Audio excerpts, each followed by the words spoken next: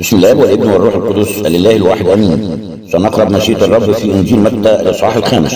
الموعظة على الجبل. ولما راى الجموع صعد الى الجبل، فلما جلس تقدم اليه تلاميذه ففتح فاه وعلمهم قائلا: طوبى للمساكين بالروح لان لهم ملكوت السماوات. طوبى للحزانة لانهم يتعزون. طوبى للودعاء لانهم يرثون الارض.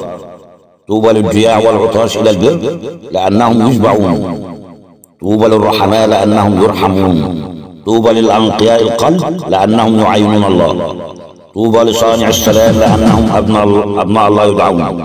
طوبى للمطرودين من أجل البر لأن لهم ملكوت السماوات. طوبى لكم إذا عيروكم وطردوكم وقالوا عليكم كل كلمة شريرة من أجل كاذبين. افرحوا وتهللوا لأن أجركم عظيم في السماوات، فأنهم هكذا طردوا الأنبياء الذين قبلكم. أنتم ملح الأرض، ولكن إن فسد الملح فبماذا يملحون؟ لا يصلح بعد لشيء إلا لأن يطرح خارجا ويداس من الناس.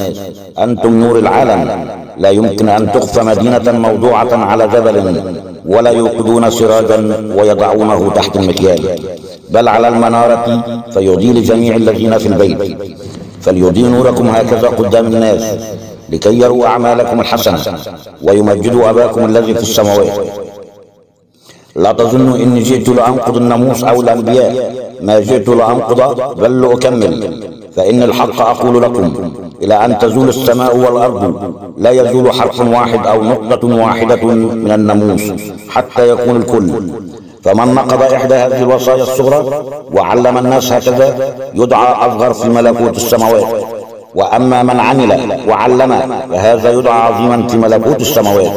فإني أقول لكم إنكم إن لم يزد بركم على الكتبة والفريسيين لن تدخلوا ملكوت السماوات. قد سمعتم انه قيل للقدماء لا تقتل، ومن قتل يكون مستوجب الحكم. واما انا فاقول لكم ان كل من يغضب على اخيه باطلا يكون مستوجب الحكم. ومن قال لاخيه رقى يكون مستوجب المجمع. ومن قال يا احمق يكون مستوجب نار جهنم. فان قدمت قربانك الى المذبح وهناك تذكرت ان لاخيك شيئا عليك، فاترك هناك قربانك قدام المذبح واذهب اولا اصطلح مع اخيك، وحينئذ تعال وقدم قربانك. كن مراضيا لخصمك سريعا ما دمت معه في الطريق، لئلا يسلمك الخصم الى القاضي ويسلمك القاضي الى الشرطي فتلقى في السجن. الحق اقول لك لا تخرج من هناك حتى توفي الفلس الاخير. قد سمعتم انه قيل للقدماء لا تزني، واما